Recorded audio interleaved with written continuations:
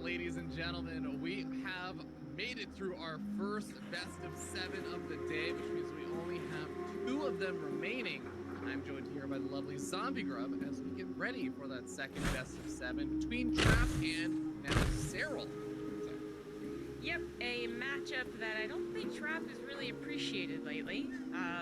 Not that going up against Rogue would have been any easier, but he's been facing Serral a lot in the last couple of months, and it's not been going well. Literally the last 3 months, Trap has yet to win a series against Serral, and they've played quite a bit, so Trap is on a bit of a hot streak, specifically when it comes to this matchup in this tournament, but he has so many things working against him that if he were to actually win here, that would be maybe even more impressive than winning the actual finals, but then the finals would also be the same matchup, and it would still be even more impressive. Basically, Trap has the biggest mountain to climb.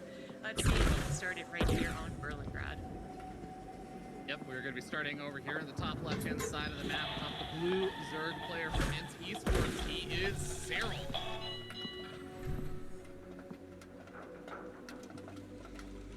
In the bottom right for Team Africa Freaks, he is Trap.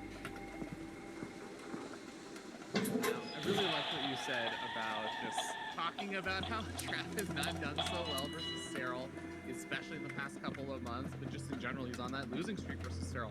I do want to actually mention, even though I agree with you overall, he doesn't necessarily have the best win record versus Rogue. Lately, the last 10 series that Trap has played versus Rogue, he has won. Trap has actually been beating Rogue, like in the last 10 times they played. It's 6 if you exclude the best of ones that get played in the World Team League and stuff. Right. But it just goes to show that Trap is probably not super thrilled that he has to play Serral over here. But if he does manage to beat him, there's maybe an opportunity against Rogue. But Zombie Grub, let's talk about this game first because we already do have some interesting openings here from Serral. Yeah, I mean, taking that pool, actually, and then still going for the hatchery off, I guess, the natural.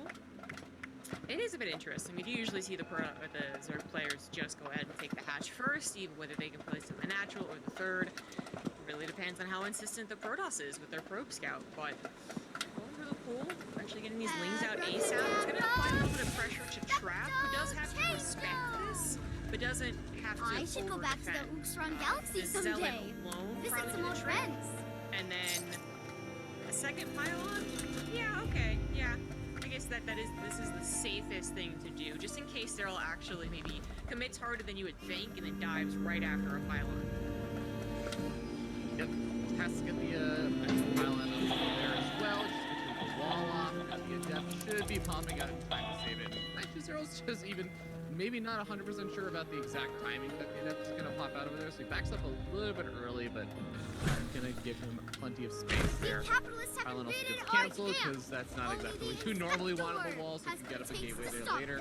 And Trap, I really, really like that he does this. He comes back in and rescouts the natural timing, which I do think sometimes, like, there are some Zerg players who will just get cheekily aggressive off of just those 2 bases sometimes, and you know, it can be an unpleasant surprise to come across that. Usually not Serral, but Serral also wouldn't usually go for that pool first, so I think just kind of being wary of a bit of an off-standard play to start things off in a whole best of 7 too, so you expect some variation despite people's usual way of playing.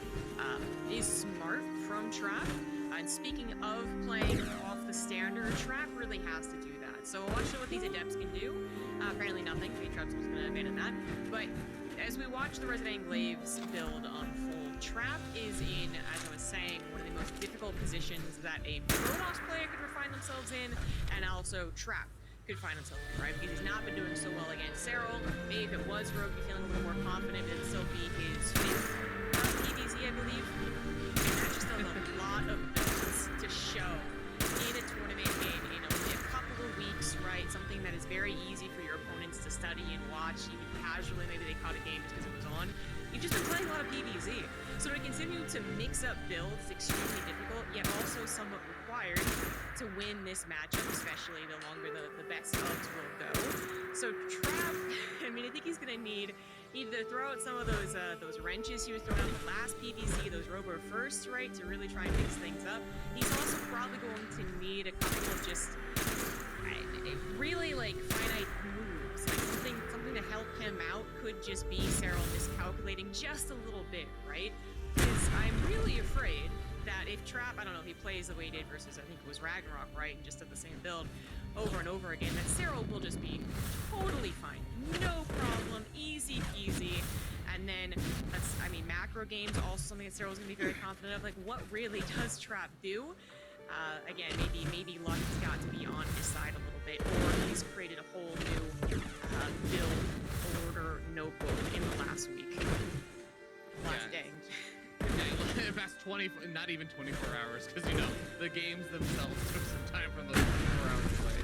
But yeah, I am also really antsy to see what Trap is going to be able to bring out over here. It is going to be a Resident Englaive, a death build with an Immortal follow-up also already behind this. The Immortal's not